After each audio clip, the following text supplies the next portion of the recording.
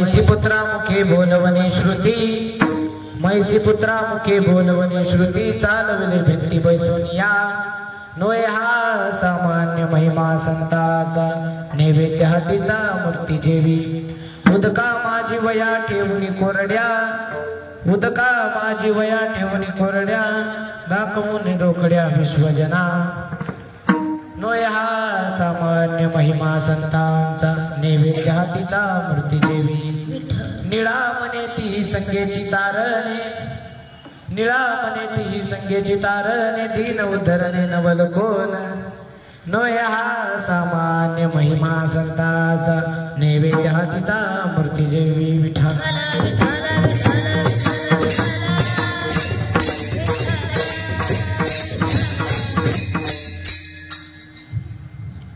महायोग पीठे तटे भीमरथं, वरं पुंडलिकाय दातुं मुनीन्द्रे, समागत्य तिष्ठन्तमानन्दकन्दं, परब्रह्मलिङ्गं भजे पाण्डुरङ्गम्।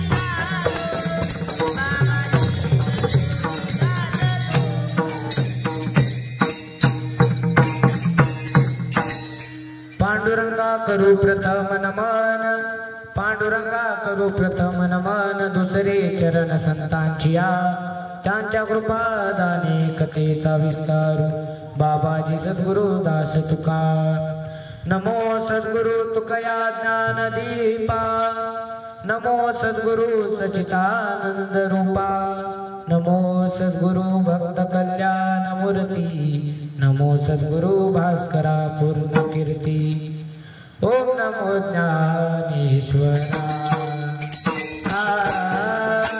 ओम नमो ज्ञानेश्वरा,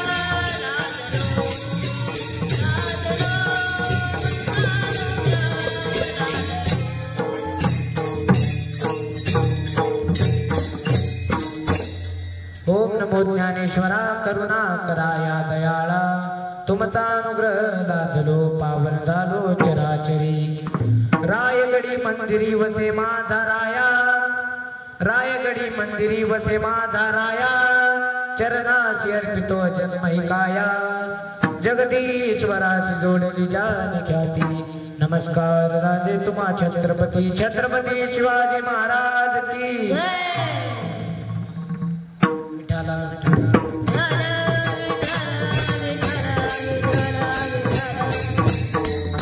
मैसी पुत्रा मुखे बोलवणे श्रुती चालवणे भिंती बैसोनिया नोय हा सामान्य महिमा संताचा नैवेद्य हातीचा मूर्ती जेवी आज या ठिकाणी संत श्रेष्ठ माऊली महावैष्णव ज्ञानेश्वर महाराज यांच्या 750 संविधान समाधी सोहळ्यानिमित्त आज माझी कीर्तन सेवा आज सेवेसाठी निवडलेला अभंग जगद्गुरु जगतवंदनीय महान भक्त संत जगद्गुरु तुकाराम महाराज यांचे शिष्य असणारे संत निळोबाराय यांचा 4 चरणाचा अभंग सेवेकरता निवडलेला आहे विठ्ठला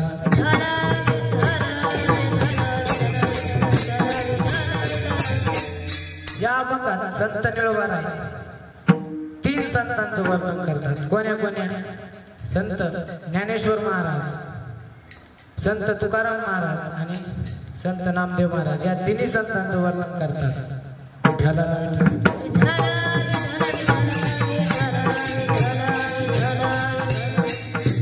कीर्तनाला सुरुवात करण्यापूर्वी अल्पसा पर्याय द्यायचा म्हणजे असा की आपल्या नाथ ब्रह्म वारकरी शिक्षण संस्थेमध्ये माऊली महावैष्णव ज्ञानेश्वर महाराज यांच्या 750व्या समाधी सोहळ्यानिमित्त माझी कीर्तन सेवा ठेवली त्या कीर्तन सेवेला उपस्थित असणारे वेदांत गायनाचार्य वेदांत महाराज फुके आदित्य महाराज कनके ज्ञानेश्वर महाराज जाधव तसेच मृदुंगाचार्य समीर महाराज इरनक स्तवन महाराज झोंबाडे सर्वांच्या चरणी नतमस्तक होतो आणि सेवेला सुरुवात करतो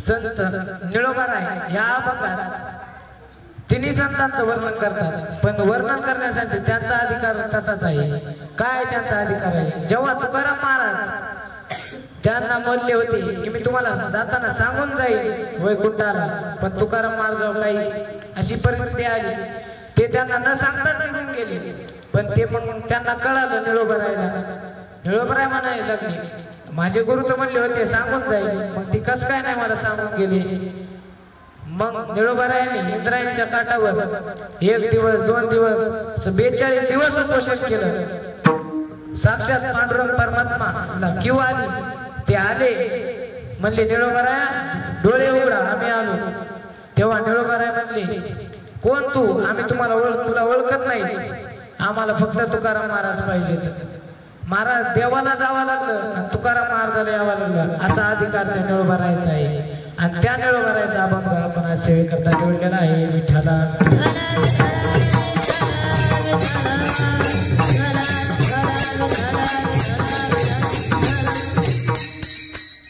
निळोबाराय अभंगाच्या प्रथम चरणात काय म्हणतात मैसी पुत्रामुखी बोलवणे श्रुती चालवणे भिंती बैसोनिया महाराज निळोबारायांनी पहिल्या चरणात संत माऊली ज्ञानेश्वर महाराजांचं वर्णन केलेलं आहे तर कसं मैसी पुत्रामुखे महाराज जेव्हा संत ज्ञानेश्वर महाराज लहान होते तेव्हा जेव्हा विठ्ठलपंतांनी संन्यास घेतला होता आणि इकडं रुक्मिणी आईसाहेबांनी सुवर्ण पिंपळाला 1.25 लाख प्रदक्षिणा घातल्या मग असंच एकदा एक महाराज तिथं आलते सुवर्ण पिंपळाजवळ बसले होते सर्वजण पाया पडत होते. मग रुक्मिणी आईसाहेबाला वाटलं आपण पण पाया पडावं. त्या पाया पडण्यासाठी गेल्या, पाया पडल्या आणि त्यांनी आशीर्वाद दिला. अष्टपुत्र सौभाग्यवती भव. त्या हसल्या महाराज. मग ती महाराज म्हणले तुम्ही माझ्या आशीर्वादाला का हसता? ते म्हणाले अहो माझे पतीच माझ्याजवळ नाही, मी तुमच्या आशीर्वादाला नाही ते मी माझ्या हसले. ते म्हणाले तुझ्या पती कुठे गेले? ते म्हणले संन्यास घेऊन कुठेतरी गेले. तर मग ते महाराज गेले तिकडं काशीला. तिथं होते, त्यांनी सांगितलं की तुम्ही घरी जा आणि परत ग्रहस्थाश्रम घ्या. ते आले महाराज, ग्रहस्थाश्रम घेतला. त्यांना चार मुलं झाली. 3 देव जैसे परब्रह्मीचे ठसे, जगी सूर्य जैसे प्रकाशले. 4 मुलं झाली महाराज. मग आता गावात चर्चा झाली. विठ्ठलपंतांनी संन्यास घेतला होता, ते परत ग्रहस्थाश्रमात आले.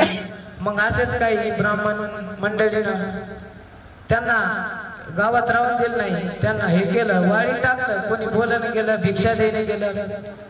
मग त्यांनी विचार केला दोघा नवरा बायकोने की आपण आपलं झालं, पण आपल्या मुलांच्या भविष्यासाठी काहीतरी केलं पाहिजे. म्हणून ते गेले, पंचायत समोर गेले. म्हणले काय याला हे आहे का? ते म्हणले काहीच नाही. म्हणले तुम्हाला देहांत प्रायश्चित करावं लागतंय.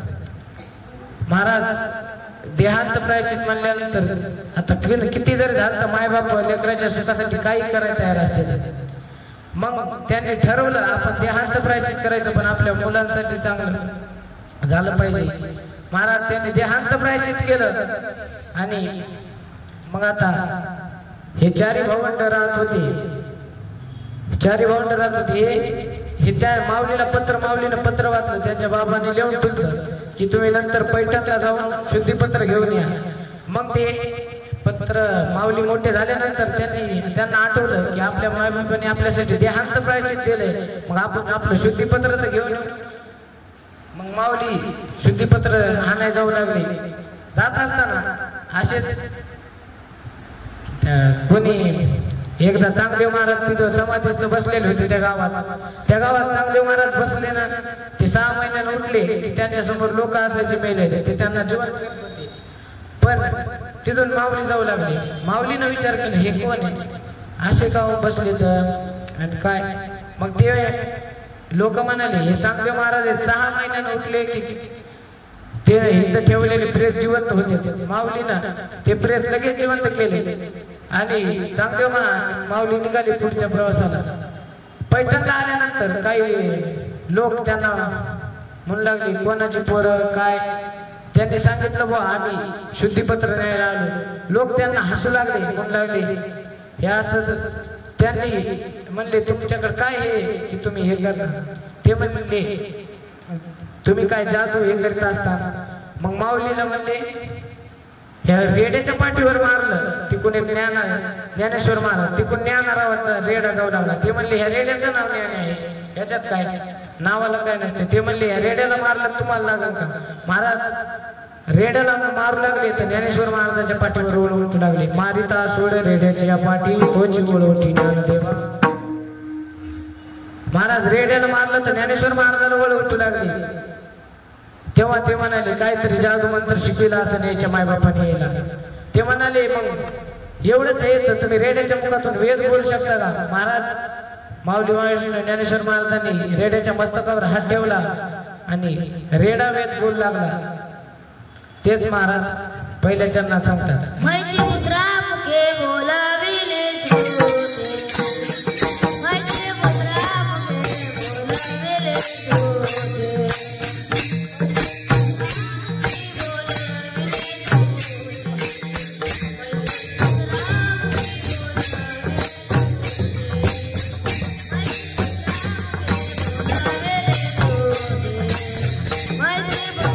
मुखे बोलाविले मैची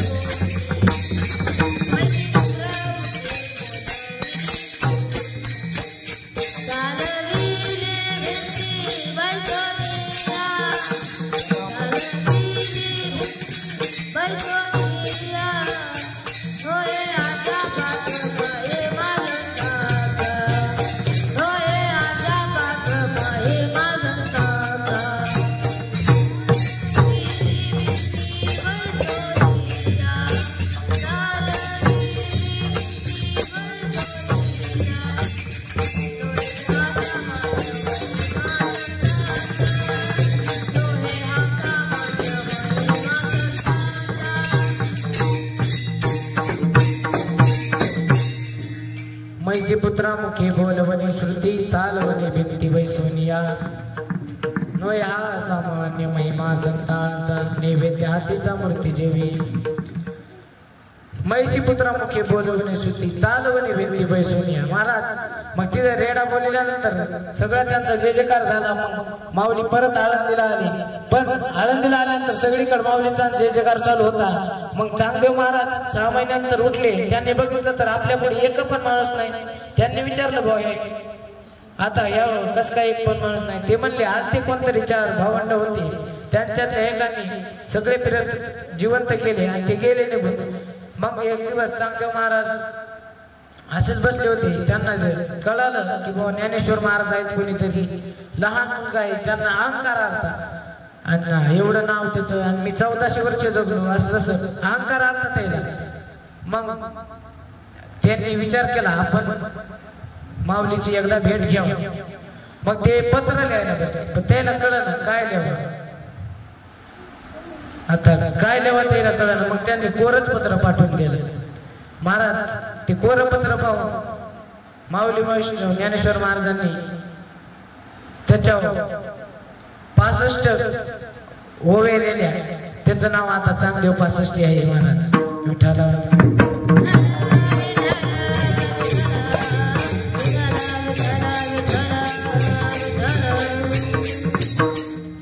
ते पत्र वापस आलं पण त्याला काही त्याच्यातला अर्थच कळत झाला मग त्यांनी आता ठरवलं आता तर भेट घ्यायची मग निघाले त्याचे सगळे वाघावर बसून सर्प हातात आता मग इकडं माऊली वैष्णव ज्ञानेश्वर महाराज एका सगळे 4 भावंड भिंतीवर बसलेले होते त्यांना कळालं की बुवा एवढे मोठे चांगदेव महाराज आपल्या भेटीला यायले माऊलीच्या भिंतीवर बसलेले होते माऊलीनं त्याच भिंतीला आज्ञा केली चल आणि महाराज ती भिंत चालायला लागली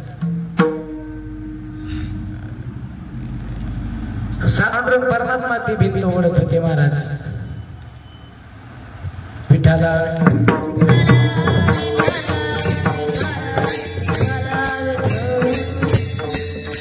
म्हणून निळोबा अभंगाच्या प्रथम चरणात म्हणतात मैसी पुत्रामुखे बोलवणे श्रुती चालवणे भिंती बैसोनिया आता अभंगाचं दुसरं चरण नोय हा सामान्य महिमा संतांचा नैवेद्य हातीचा मूर्ती महाराज हे संत का सामान्य नाही त्याचा महिमा सामान्य नाही पण कोणते संत महाराज नामदेव महाराज जेव्हा इतके छोटेसे होते त्यांचे वडील रोज मंदिरात जायचे देवाला नैवेद्य हे द्यायचे हे करायचे मग त्यांनी असंच एकदा पंढरपूरला जायचं होतं तेव्हा ते म्हणाले अरे नामदेवा मी पंढरपूरला जाणार आहे तू देवाला नैवेद्य न्यायचा 8 दिवस नामदेव महाराज लहान होते ते म्हणले नेतो काय मग ते गेले पंढरपूरला आता आईने सकाळी उठिला नामदेव महाराजाला जाय मंदिरात नैवेद्य घेऊन नामदेव महाराज निघाले नैवेद्य घेऊन नामदेव महाराज तिथे मंदिरात गेले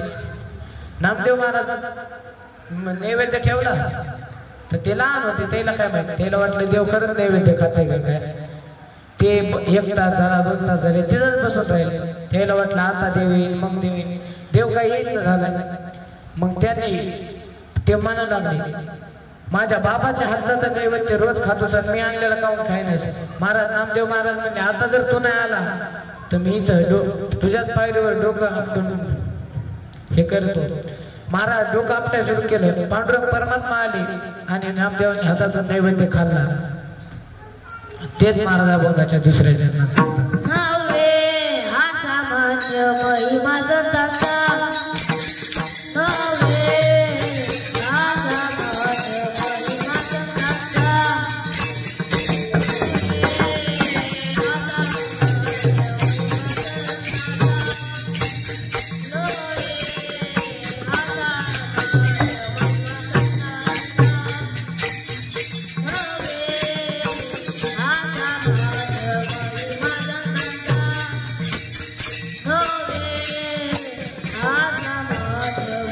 Bye.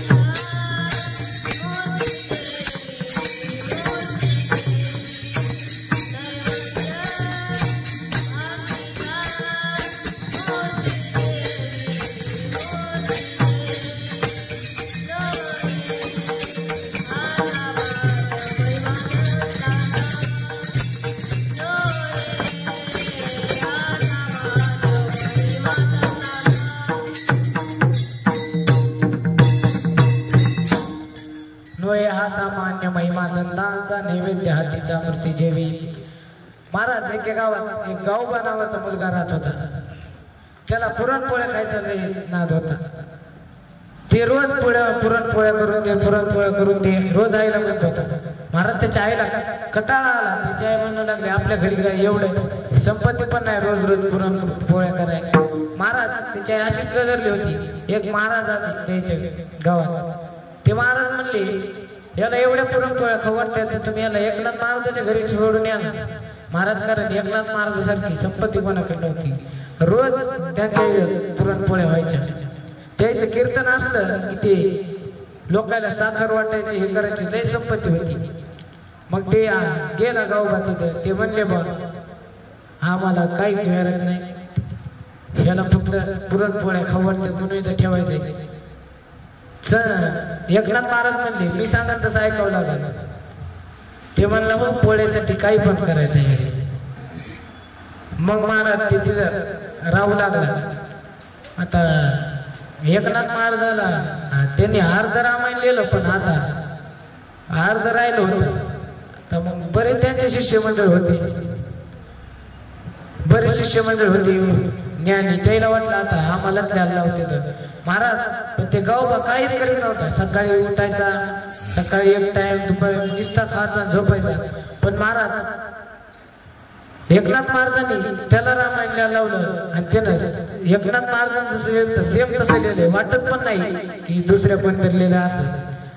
त्याच्यानं महाराज आपण पण जर चांगल्याच्या संगतीत गेलं तर चांगलंच होतंय. विठ्ठला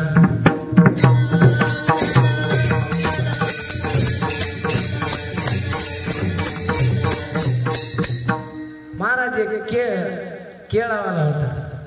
त्याचा एक गाडा होता आणि त्याच्या शेजारी एक उंदर मारणाऱ्या औषधवाल्याचा गाडा होता. आता ते केळावाला म्हणून लागलं 50 रुपये डझन आणि हे त्याच्या जवळच होतं. हे म्हणायचं खाल्लं की मरत आहे. ते म्हणायचं 50 रुपये डझन. हे म्हणायचं खाल्लं की मरत आहे. महाराज अख्खा दिवस गेला पण त्याला एक पण गिऱ्हाईक नाही आलं. का तर संगत कोणाची केली? संगत चुकीच्या माणसाची केली ना. विठाला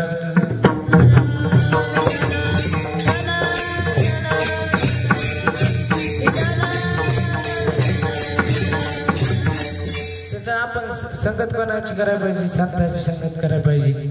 संतन के संग लाग रे तेरी अच्छी बनेगी.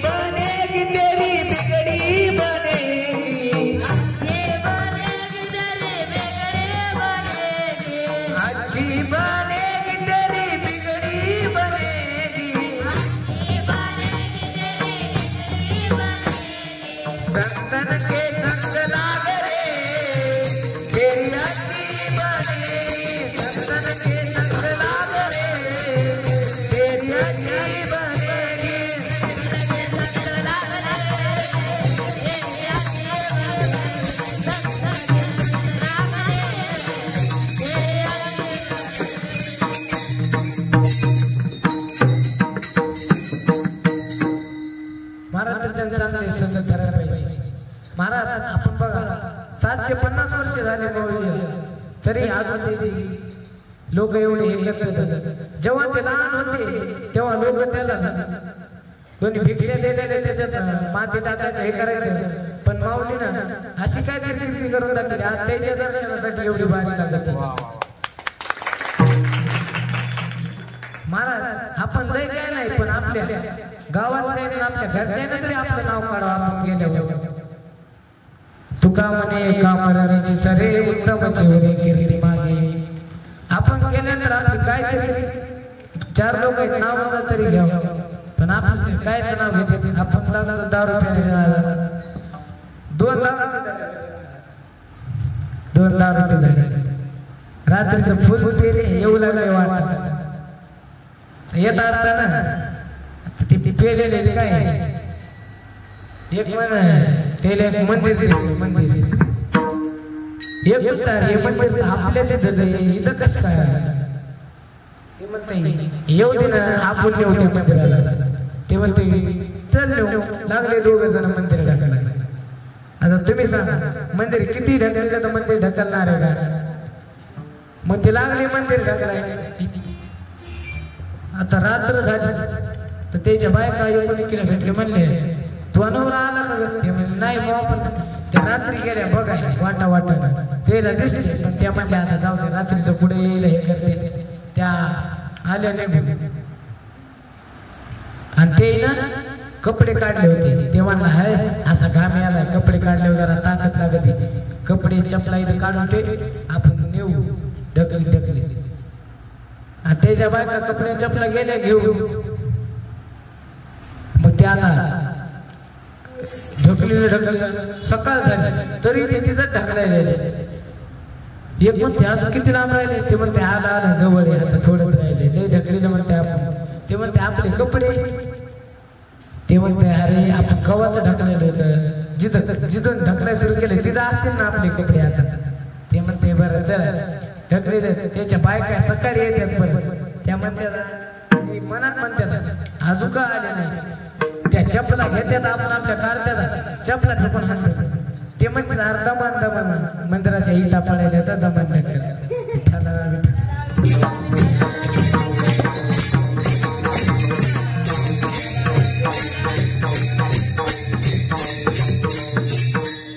म्हणून संगत चांगलीची करा न ह्या सामान्य महिमा संतांचा नैवेद्य हातीचा मूर्ती जेवी आता अभंगाच्या तिसऱ्या चरणात काय म्हणतात उत्का माझी वया ठेवून कोरड्या दाखवून रोकड्या विश्वजना महाराज अभंगाच्या तिसऱ्या चरणात निळोबर आहे त्यांच्या गुरुचं म्हणजे तुकाराम महाराजांचं वर्णन करतात महाराज तुकाराम महाराजांचं वर्णन करतात पण कशा प्रकारे करतात ते म्हणतात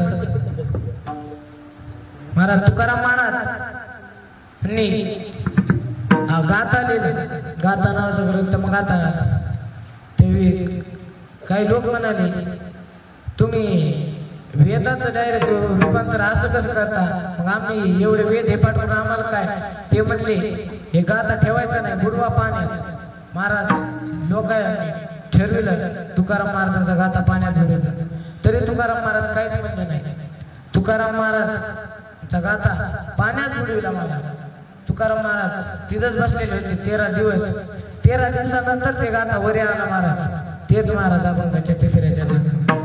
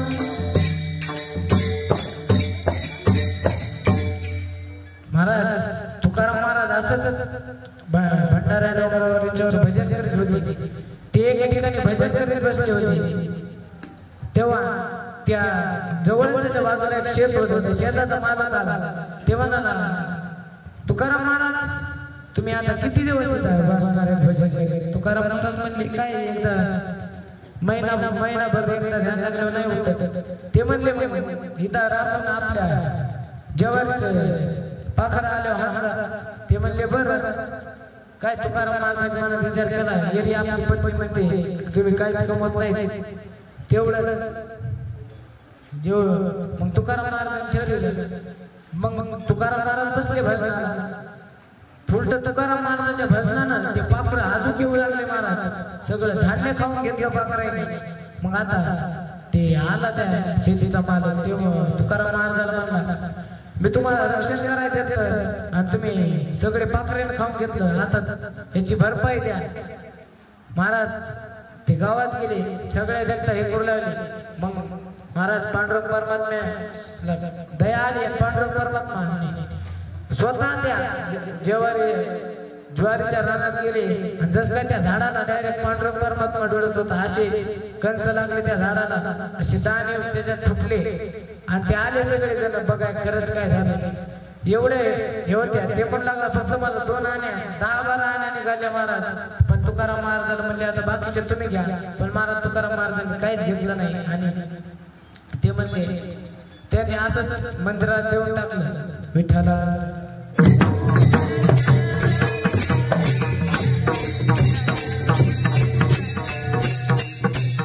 उदका माझी वया ठेवणी गोरड्या दाखवणी विरुकडे विश्वजना.